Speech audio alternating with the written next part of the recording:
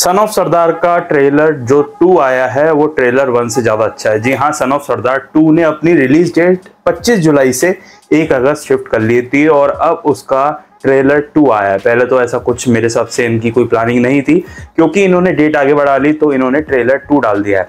अब इस ट्रेलर 2 को देखने के बाद मेरा क्या ओपिनियन है मैं आपको बताता हूँ। देखो, ट्रेलर 1 जो था वो हमें एक्साइट नहीं कर रहा था, क्योंकि सन ऑफ सरदार जो है वो काफी ज्यादा एक हाई लेवल की फ्रेंचाइज, कॉमेडी फ्रेंचाइज बनकर उभर कर आई थी, जब जस्सी पाजी और सोनाक्षी की जो केमिस्ट्री दिखी थी। लेकिन उसके बाद जब ट्रेलर 1 आया था तो बहुत सारे रिव्यूज, बहुत सारे कमेंट्स लोगों के ऐसे आ रहे थे, और मेरा पर्सनल भी कुछ ऐसा व्यू था कि यार हो सकता है कि ये मूवी वो जादू ना बिखेर पाए जो सन ऑफ सरदार 1 ने किया था। लेकिन भाई इसका अभी सेकंड ट्रेलर जो आया है ना, और गाइस सच बताऊं तो वो ट्रेलर देखने के बाद मुझे ऐसा लग रहा है कि ये जो ट्रेलर है सन ऑफ सरदार का, ये इसके पिछले वाले ट्रेलर से बेटर है।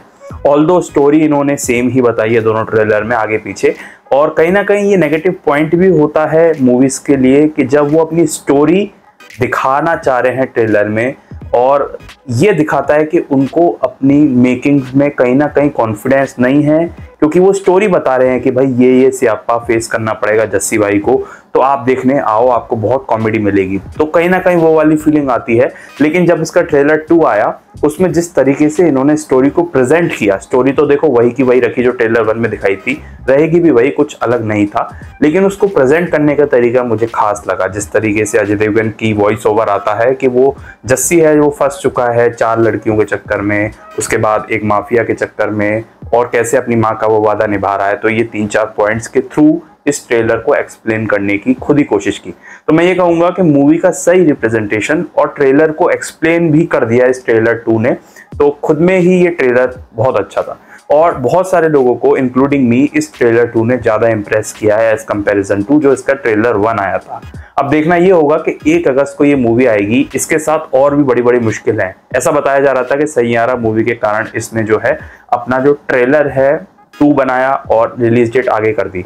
अब डिफिकल्टी ये फेस करेगी मूवी कि 1 अगस्त को ये रिलीज अगर हो जाए, जो होनी तय है, तो रिलीज होने के बाद 14 अगस्त को भाई इसके लिए 2 मूवी वेट कर रही हैं। वैसे 2 हफ्ते का टाइम इनफ होता है, बट फिर भी जो मेकर्स हैं वो सोचते हैं कि 20 से 25 दिन अच्छे खासे मिल जाए खाली, जिससे कि अच्छी खासी कमाई हो जाए, क्योंकि शुरू के 1 वीक और सेकंड वीक में तो मूवी के रिव्यूज आने से ही बहुत डिफरेंस, चेंजेस होना शुरू हो जाता है। ऑल्दो अगर मूवी हिट हो जाए तो फिर 25 दिन मूवी खूब कमाती है।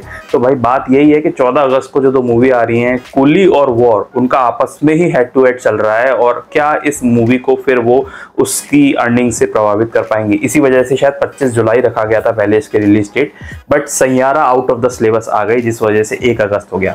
अच्छा, ट्रेलर पर वापस आए तो ट्रेलर 2 इसका बहुत मुझे ठीक ठाक लगा, और ऐसा लगा कि कहीं ना कहीं अच्छी वाइब दे रहा है। अब जाके लग रहा है कि अजय देवगन की एक कॉमेडी मूवी आ रही है।